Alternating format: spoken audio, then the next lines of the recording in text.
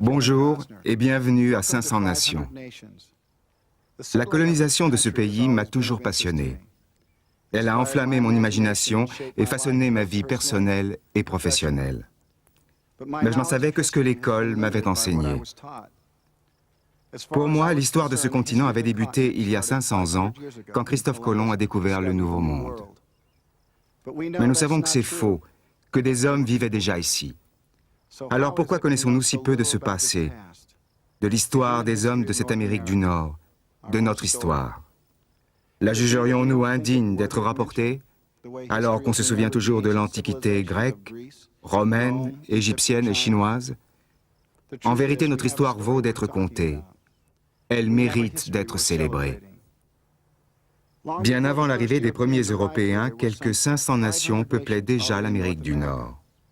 De la côte Est à la côte Ouest, et de l'Amérique centrale à l'Arctique. Des dizaines de millions d'hommes parlant plus de 300 langues. Beaucoup habitaient de superbes cités, parmi les plus grandes et les plus modernes du monde.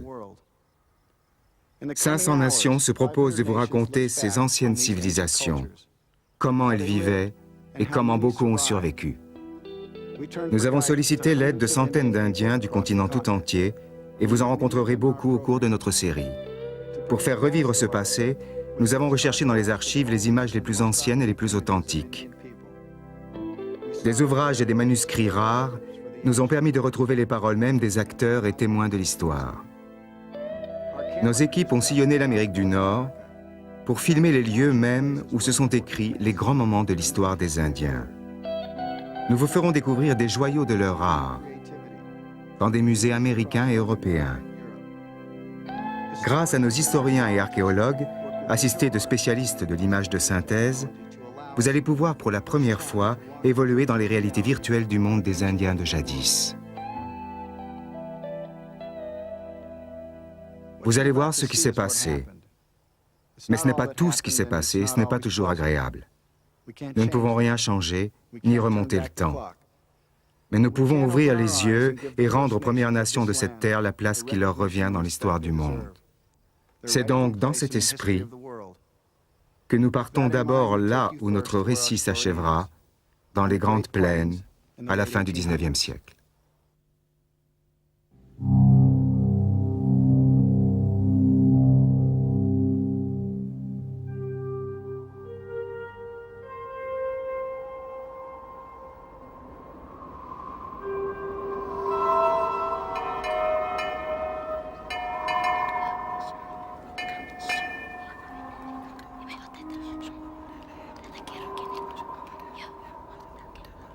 La rumeur s'empara de l'école. Les morts vont revenir. Les bisons vont revenir. Les Lakota vont retrouver leur mode de vie. Ce qui me plaisait surtout, c'était cette idée du retour des morts. Dire que j'allais revoir mes chères mères, grand-mères, frères et sœurs. Mais l'enfant que j'étais oublia bien vite.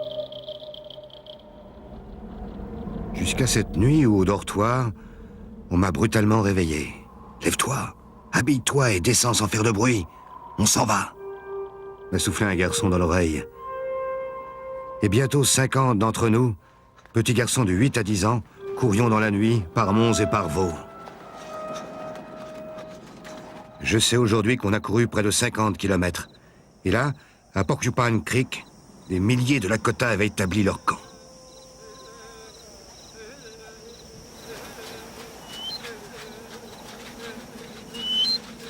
À la fin des années 1880, un message d'espoir se répand à travers les Grandes Plaines. On l'appelle la danse des esprits, une danse qui fait revivre le passé, quand les nations indiennes étaient libres.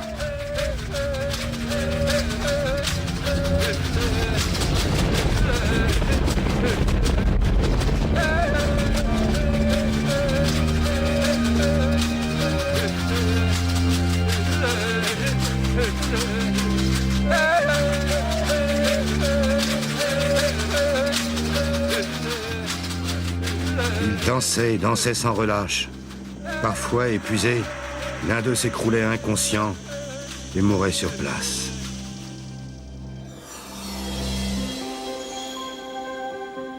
Les visions finissaient toujours de la même façon, par un gigantesque camp où tous les Lakota morts étaient réunis, où ne régnait plus que la joie et où résonnaient seulement des rires clairs. Personne ne pouvait plus s'arrêter. Les autorités ont dû les prendre pour des fous, mais ils ne l'étaient pas. Ils étaient seulement épouvantablement malheureux. Chassées de leurs terres, les nations indiennes sont parquées dans des réserves arides. Et leur approvisionnement dépend désormais du bon vouloir d'agents fédéraux corrompus. La faim poussait les gens au désespoir. On se sentait bafoué dans notre malheur. Nous sentions les petits corps de nos enfants mourants trembler quand leur âme les quittait. Et ils n'étaient plus qu'un poids inerte dans nos bras. Red Cloud, Oglala. La danse des esprits ne fait de mal à personne. Mais à mesure qu'elle se répand, les colons blancs sont pris de panique et le gouvernement américain décide de l'interdire. Les Blancs ont eu peur et ont fait appel à l'armée. Nous avions supplié pour notre vie et les Blancs ont cru qu'on en avait après la leur.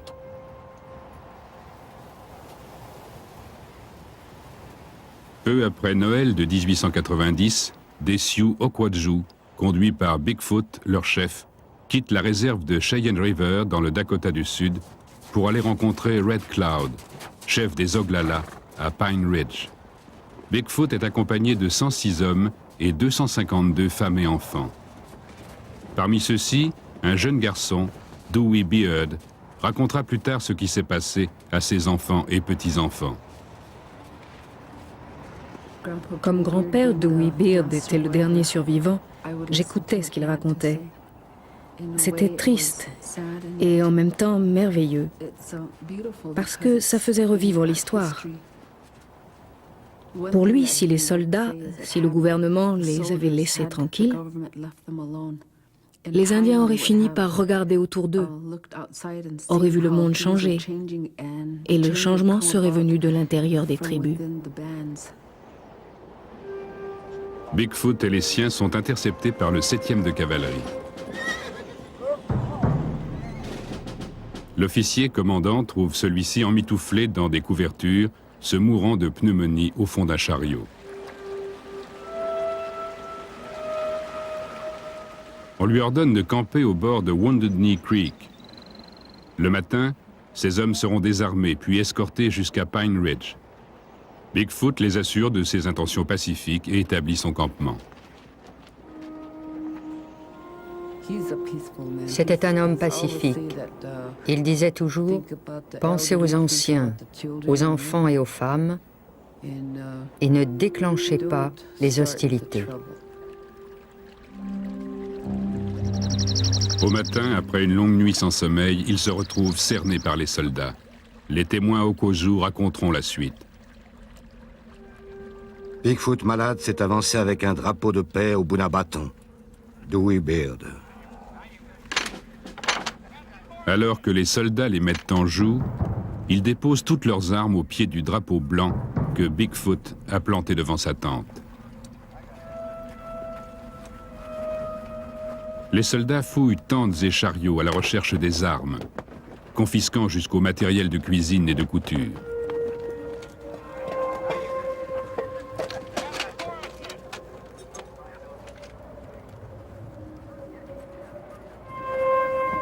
Pendant que la tribu se rassemble autour du drapeau blanc, 4 mitrailleuses Hotchkiss sont installées sur les hauteurs dominant le camp.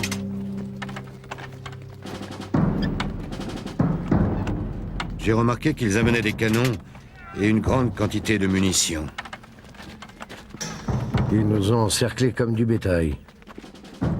Les soldats étaient agités et en me retournant, j'ai vu que les armes étaient en position de tir. Thomas Tibbles, un reporter blanc qui accompagne l'armée, a raconté la suite. Soudain, un coup de feu est parti des rangs de l'armée. Puis 3, 4, suivi immédiatement d'un feu de peloton. On n'entendit plus que le crépitement des armes, puis celui des Hotchkiss. Il Il y a eu un bruit terrible, et je suis restée un moment comme pétrifiée. Puis j'ai retrouvé mes esprits, et j'ai vu presque tous les miens à terre, baignant dans leur sang.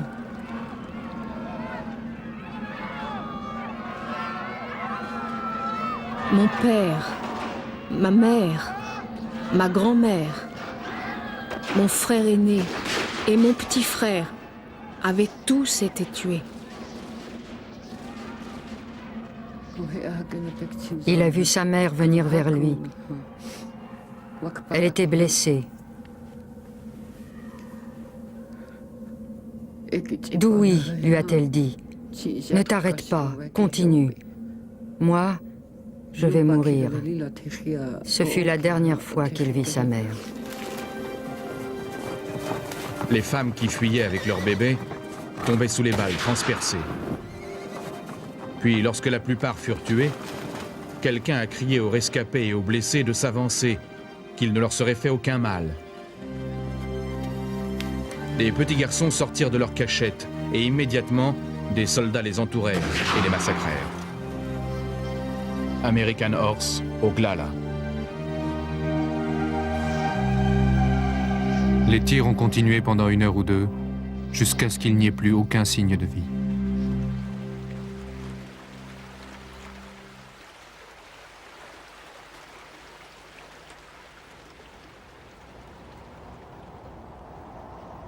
Avec le coucher du soleil, le froid devint intolérable. Vers 7 heures du soir, le 7e de cavalerie ramena de Wounded Knee un long convoi de morts et de blessés, soldats et indiens. 49 femmes et enfants blessés avaient été entassés dans quelques vieux chariots.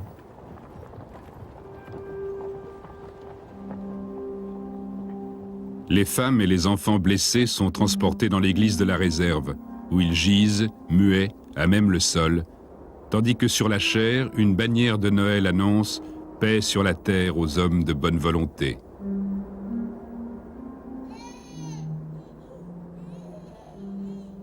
De ma vie, rien ne m'aura autant affecté, anéanti et hanté que ce que j'ai vu cette nuit-là dans cette église. Une vieille femme, indemne, avait un bébé sur les genoux. Je lui ai tendu un gobelet d'eau et lui ai dit « Donnez-le au petit ». Elle l'a saisi avidement. Comme elle buvait, j'ai vu l'eau rejaillir sanguinolente par un trou dans son cou. Atterré, je suis allé chercher le chirurgien. Il est resté un moment près de la porte, à regarder ces femmes et ces enfants souffrants et agonisants. Leur silence total était oppressant. Et puis, à ma stupéfaction, j'ai vu ce chirurgien, dont je savais qu'il avait fait la guerre de sécession, devenir livide. Je n'avais jamais vu une telle boucherie de femmes et d'enfants, dit-il. C'est insupportable. Thomas Tibbles, reporter.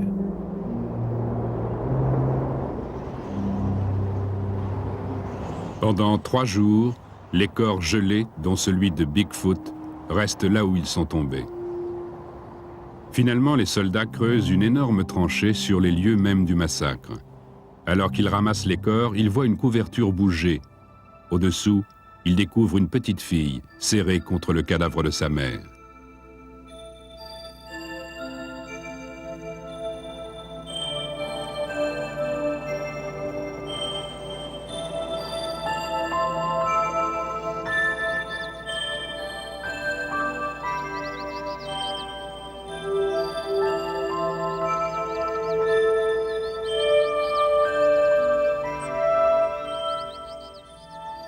Dans l'histoire militaire officielle, Wounded Knee marque la dernière bataille des guerres indiennes. Pourtant, la lutte opiniâtre des Indiens pour leur survie, symbolisée par ce bébé s'accrochant à la vie 3 jours durant dans le froid, s'est poursuivie jusqu'à aujourd'hui. Nous allons donc maintenant revivre ensemble leur histoire, commencée il y a des milliers d'années. Et en premier lieu, nous allons découvrir 3 civilisations stupéfiantes. 3 civilisations qui ont prospéré bien avant l'arrivée des Européens. Les Anasazi, dans le sud-ouest, les Mound Builders du Mississippi et les grands bâtisseurs de pyramides, les Mayas. Un voyage qui va même nous emmener encore plus loin, jusqu'à la création, telle que la voit le peuple indien.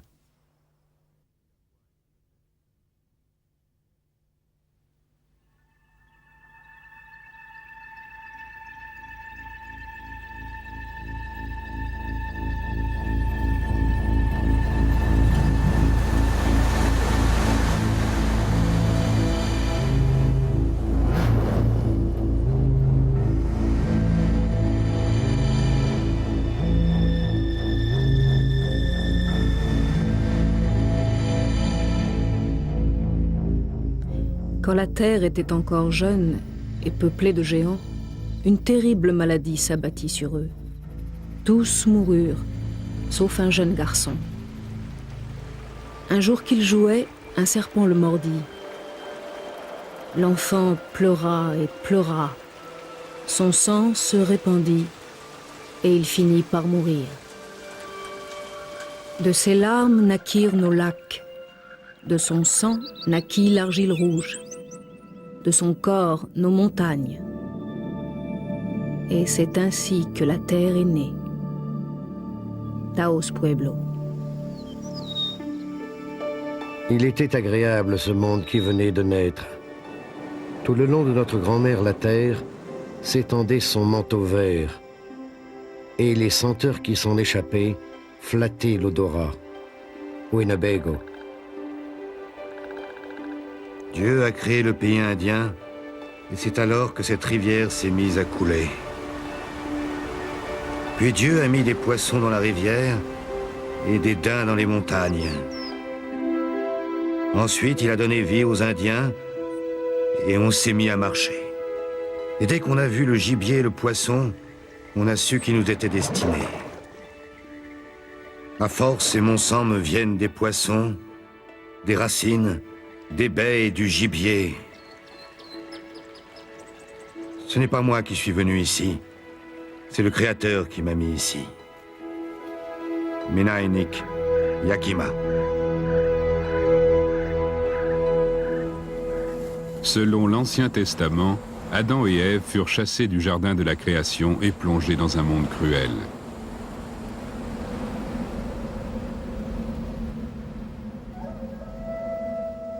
Pour la plupart des nations indiennes d'Amérique du Nord, la Genèse est tout autre. Ils sont restés dans le jardin où ils avaient été créés, l'endroit du monde le plus parfait pour eux.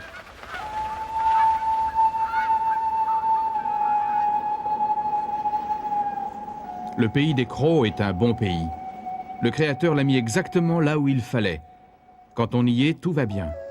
Quand on en sort, où qu'on aille, le pire nous guette. Le pays des Crows est exactement là où il faut. Arapuish, Crow.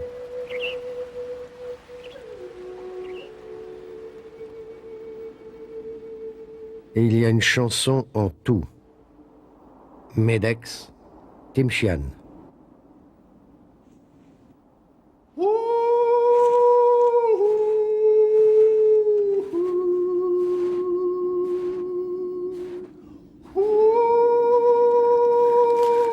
Puissent mes yeux voir toujours le flamboyant soleil couchant. Rends-moi sage pour que je puisse connaître ce que tu as enseigné aux miens. Les leçons que tu as cachées dans chaque feuille et chaque pierre. Rends-moi toujours prêt à venir à toi, les mains propres et le regard droit. Ainsi, quand la vie déclinera comme le soleil couchant, mon âme pourra venir à toi sans honte. Tom White Cloud, Ojibwe.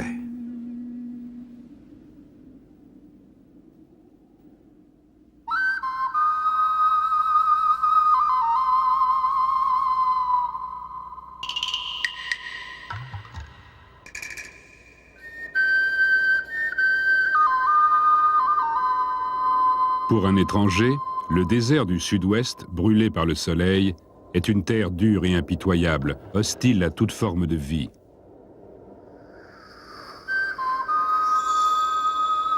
Mais pour les peuples qui vécurent là, c'était l'endroit où le Créateur avait pourvu à tout. Il n'y a rien du tout ici. Très peu de végétation, seulement beaucoup de pierres et de sable. Les Hopis ont toujours affirmé que cette contrée avait été choisie pour eux par le Créateur, le grand esprit des Hopis. Les anciens peuples du désert sont les ancêtres de toutes les nations Pueblo d'aujourd'hui. Leurs descendants Hopi les appellent Ezatzenom. Mais le monde entier les connaît sous leur nom navajo, les Anasazi. Vers l'an 900, ils peuplaient une zone correspondant à peu près à l'Utah, au Colorado, à l'Arizona et au Nouveau-Mexique.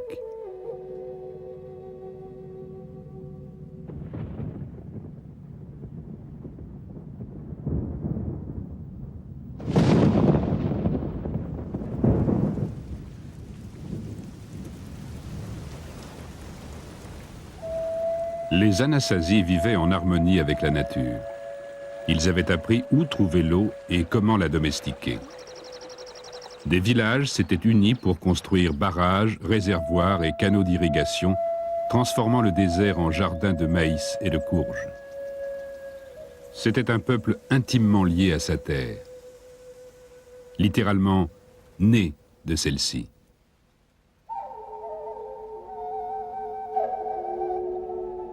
Bien avant la naissance du Christ, les Anasazi vivaient dans des maisons souterraines, en puits, avec des murs de pierre et des toits très épais, extraordinaire protection contre le soleil brûlant et le froid intense du désert. Puis, avec le temps, ils avaient transformé leurs entrepôts à l'air libre en habitations, mais sans abandonner pour autant leurs abris souterrains qui restaient consacrés à l'enseignement spirituel, car ces kivas, comme ils les appelaient, symbolisaient le lieu originel. 100 ans avant la construction des premières cathédrales gothiques, les architectes et les maçons Anasazi creusaient ainsi d'immenses kivas pouvant abriter 500 personnes. Puis, vers 900 après Jésus-Christ, les dirigeants Anasazi se lancent dans un projet aussi ambitieux que visionnaire, créer un centre de pèlerinage et de négoce au cœur de leur territoire. Ils choisissent le Chaco Canyon, un endroit désertique à 150 km au nord-ouest d'Albuquerque, au Nouveau-Mexique. Une entreprise colossale. Ils construisent 600 km de routes et de larges avenues qui toutes convergent vers le canyon.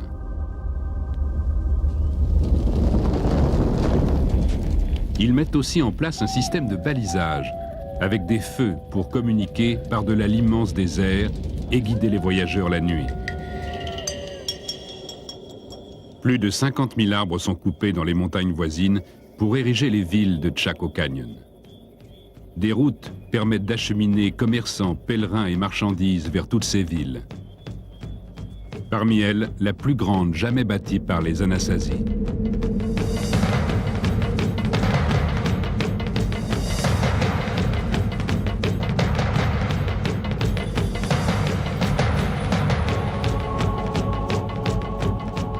Pueblo Bonito, la merveille du canyon.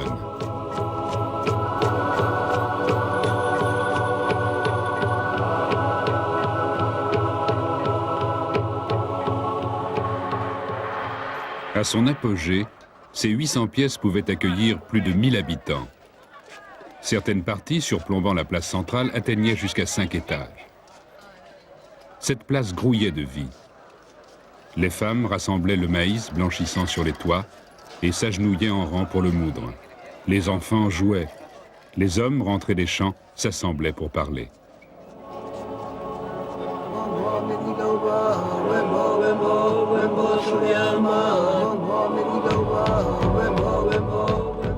Les 37 kivas sacrés de Pueblo Bonito témoignent de la richesse de sa vie spirituelle. Lors des cérémonies, les pieds des danseurs résonnaient sur le sol, tandis que les spectateurs se pressaient contre les murs et sur les toits pour voir. Mais Chaco Canyon est plus qu'une mecque spirituelle, c'est aussi un important centre de négoce. En particulier d'une pierre, plus précieuse alors pour les partenaires commerciaux de Chaco que l'or ou le jade, et qui est le moteur de sa croissance économique. La turquoise.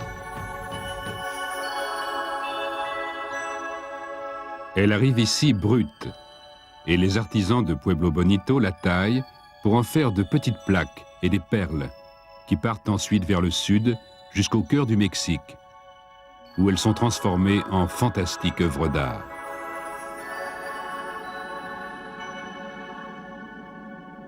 Pendant 150 ans, le canyon va ainsi vivre essentiellement du négoce, puis sa richesse et sa puissance pâlissent. Son principal acheteur de turquoise, Tolan, est ravagé par la guerre civile. Un déclin accentué encore par la sécheresse et la guerre.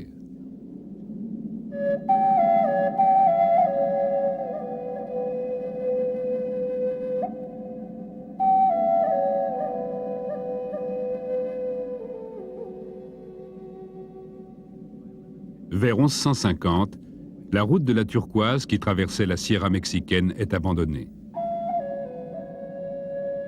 Mais la culture anasazi continue de prospérer. Les habitants de Chaco Canyon partent simplement vivre ailleurs. Beaucoup vont au nord, à Mesa Verde, dont c'est alors l'apogée culturelle et architecturale. Là, à l'abri des mesas de pins du sud Colorado, les architectes du Chaco Canyon participent à la construction d'édifices parmi les plus stupéfiants de tous les temps.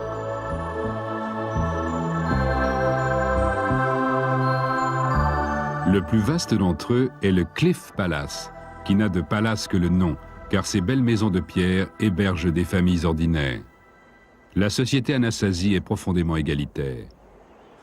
Hommes et femmes prennent part aux travaux de la communauté. Chacun participe à tour de rôle. Les femmes plâtrent les maisons, celui qui cultive taille aussi les pierres, et les chefs spirituels labourent les champs.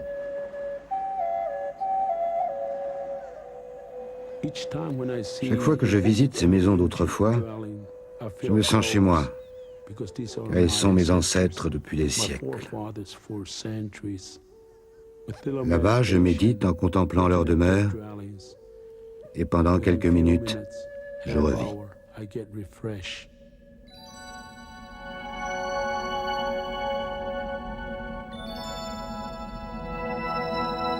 La population de Mesa Verde, mais aussi d'autres villes anasazi, émigre vers 1300. C'est la fin de la période des ancêtres et le début de l'actuelle civilisation des Indiens Pueblo.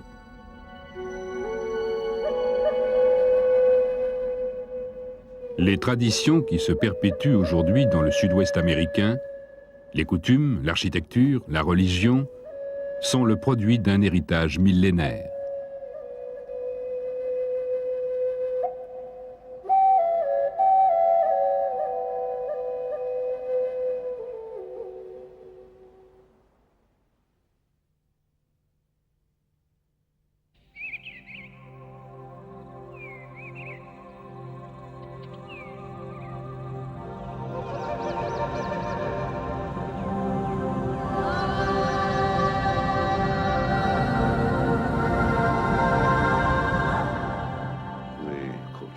Le Kocha voulait adresser une prière au soleil.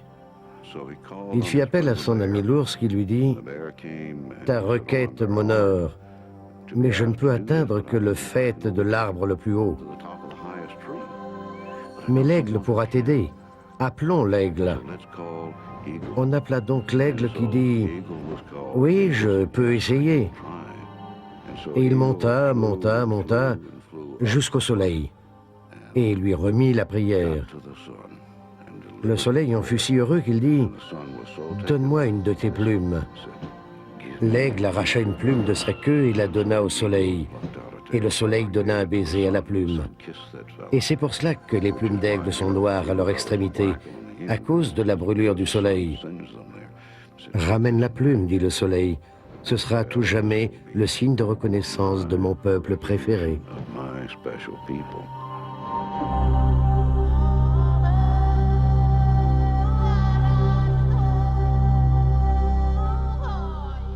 Au bord du Mississippi, à 9 km de l'actuel Saint-Louis du Missouri, il y eut jadis une cité qui domina le cœur du continent, avec à sa tête un chef puissant. Il y a très longtemps, arriva parmi nous un homme qui venait du soleil. il nous dit qu'il avait vu de là-haut que nous ne savions pas nous gouverner, que nous n'avions pas de maître, que chacun de nous avait l'arrogance de se croire capable de gouverner les autres,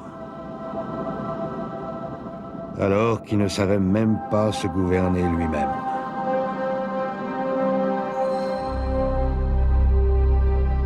Il y a 1000 ans, le grand soleil, à la fois roi et pape, vivait au sommet d'une montagne de 10 étages, bâtie par l'homme et dont la base de 64 000 mètres carrés dépassait celle de toutes les pyramides d'Égypte. Il nous dit que pour vivre en paix entre nous, nous devions respecter les règles suivantes. Nous ne devrons jamais tuer si ce n'est pour défendre notre vie.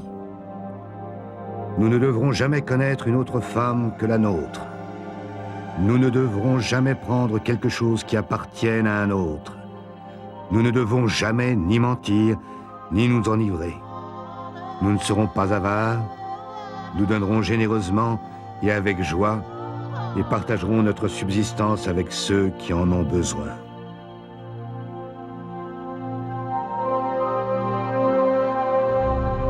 Du haut de sa demeure royale, le grand soleil est l'intermédiaire entre le Créateur et le peuple, entre le soleil et la terre. Voici Cahokia, la cité du soleil. Le grand soleil règne sur ce centre de la civilisation mississippienne. Hors des murs de la cité, les communautés de paysans, chasseurs et pêcheurs s'étendent sur des kilomètres entourés de champs de maïs. Avec 20 000 habitants, Cahokia restera la plus grande ville de l'histoire de l'Amérique jusqu'à l'an 1800. Alors seulement, elle sera détrônée par Philadelphie. Les prêtres et les seigneurs vivaient dans des maisons en adobe et non dans des tipis. Les tipis, c'était pour les peuples des plaines de l'Ouest. Ici, ils avaient des maisons. C'étaient des sédentaires, des paysans. Ils utilisaient les fleuves, les bayous et les rivières non seulement pour faire le commerce, mais aussi pour assurer leur subsistance. Grâce au Mississippi et aux autres grands fleuves, Cahokia commerce avec un tiers du continent. Le cuivre vient des Grands Lacs, l'obsidienne de Yellowstone, le mica et le cristal des Appalaches, l'or et l'argent du Canada, les coquilles du golfe du Mexique.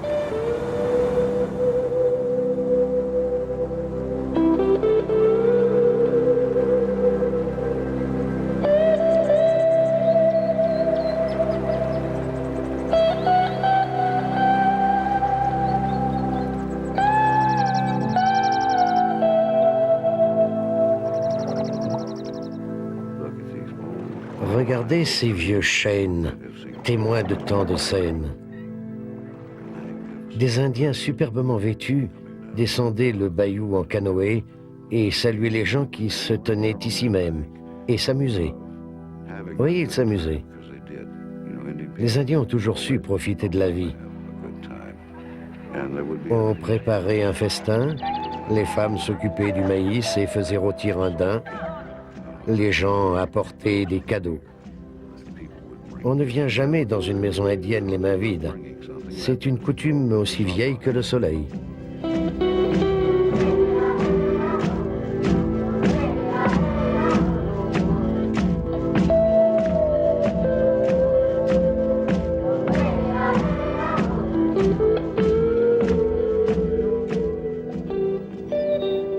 Cahokia marque l'apogée des Mound Builders, dont les traditions remontent à plus de 1000 ans avant Jésus-Christ.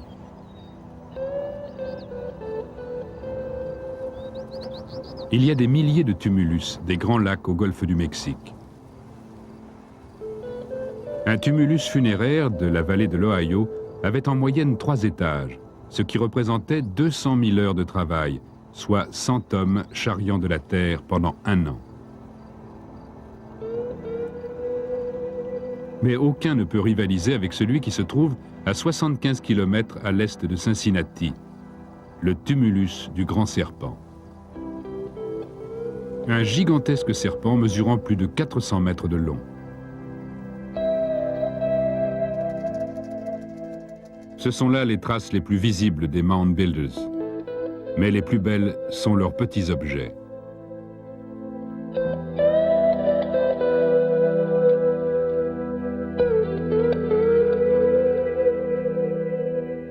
Bien peu de choses nous restent de ce peuple qui changea le cours des événements en Amérique du Nord. L'essentiel de leur monde matériel, édifices en bois, bateaux, paniers, tissus, chaussures, vêtements en cuir, est depuis longtemps retombé en poussière.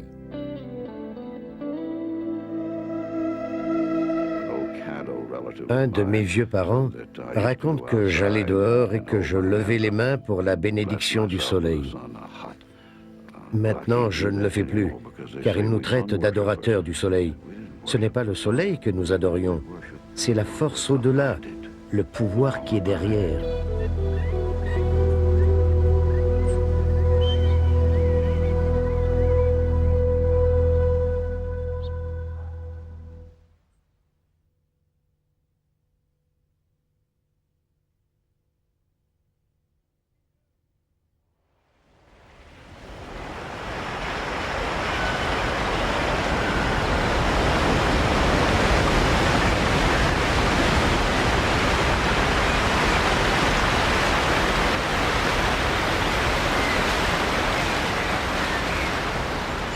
Au XIXe siècle, à 3000 km au sud de Cahokia, un groupe d'explorateurs européens taille leur chemin à travers la jungle du sud du Mexique. Là, ils découvrent un somptueux palais royal, enterré depuis des siècles et entouré de pyramides massives, avec d'immenses salles, des cours et une tour. Pour eux, c'est indiscutablement la marque d'une grandeur passée. Bien qu'au cœur de la plus grande nation indienne d'Amérique du Nord, celle des Mayas, dont les ancêtres avaient bâti les pyramides, les Européens ne peuvent imaginer que de tels édifices aient pu être construits par des Indiens. Ils fantasment donc à l'infini sur cette civilisation perdue qui aurait produit une telle grandeur. Des réfugiés du continent de l'Atlantide, une tribu perdue d'Israël, des voyageurs venus d'Orient, des extraterrestres même. Tout, sauf le plus évident.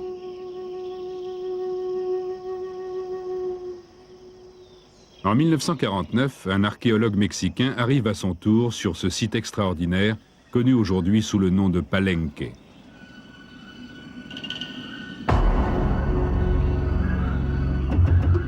Il gravit l'escalier de la plus grande pyramide, le temple des inscriptions, jusqu'au sommet.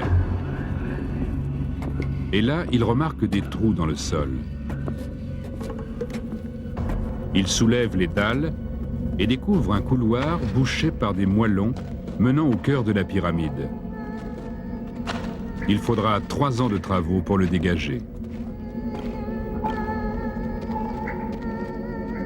Tout en bas, il y a une tombe qui date de plus de 1200 ans et qui va révéler l'histoire de Palenque et le passé des Mayas. Un passé que leurs descendants allaient devoir décrypter. Durant des siècles, on a pris les glyphes mayas pour des histoires en images, analogues aux hiéroglyphes égyptiens. Il a fallu attendre les années 1980 pour que les archéologues admettent qu'il s'agissait d'une véritable écriture. Non pas des images à interpréter, mais des symboles de son destinés à être lus. C'était la langue maya. Une porte venait de s'ouvrir sur le passé. Sous le couvercle de 5 tonnes du sarcophage repose Pacal, bouclier en langue maya. Il est né en 603 après Jésus-Christ. Son crâne a été déformé dès la naissance pour allonger le front, la marque des seigneurs. Il porte une parure de nez et ses cheveux sont décorés de nénuphars. Pacal accède au pouvoir à l'âge de 12 ans. Et il va bâtir une ville sainte et régner pendant presque 70 ans sur Palenque, à une époque où le monde maya est en plein essor.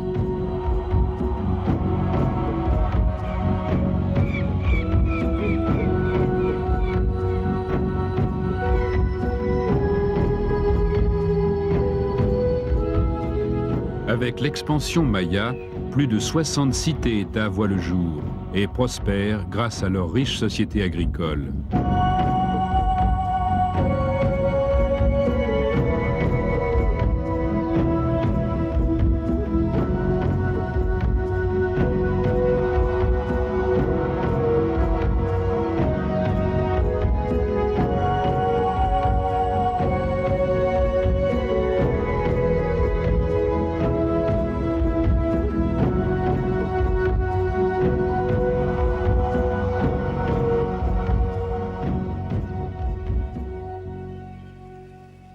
Les origines de l'agriculture maya remontent à des milliers d'années et s'éparpillent à travers tout le Mexique jusqu'en Amérique centrale.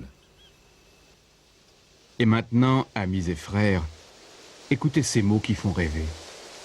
Les pluies de printemps nous donnent la vie et font naître le maïs doré.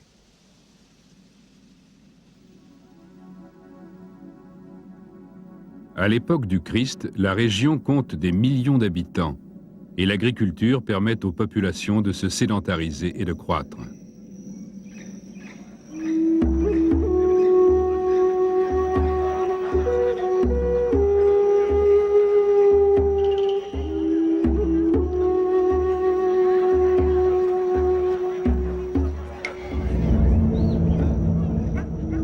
Les arts, les mathématiques, l'astronomie, l'architecture, la religion et la royauté prospèrent.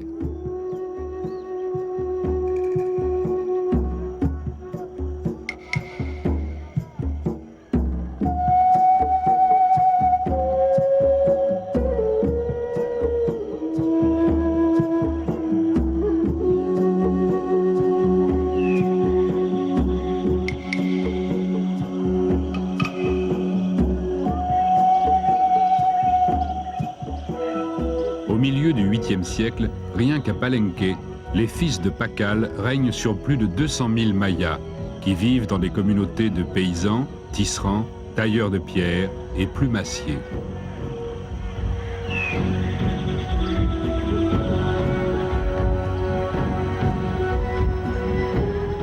Mais cet âge d'or de construction et de prospérité va bientôt s'effacer devant la guerre et la destruction.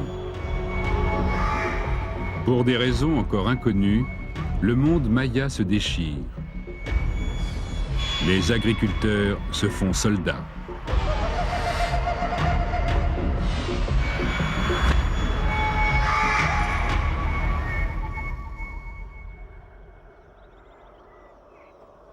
Dès l'an 880 après Jésus-Christ, une page a été tournée. La plupart des cités, preuve vivante du génie humain, y compris Palenque, ont été abandonnées et reconquises par la jungle.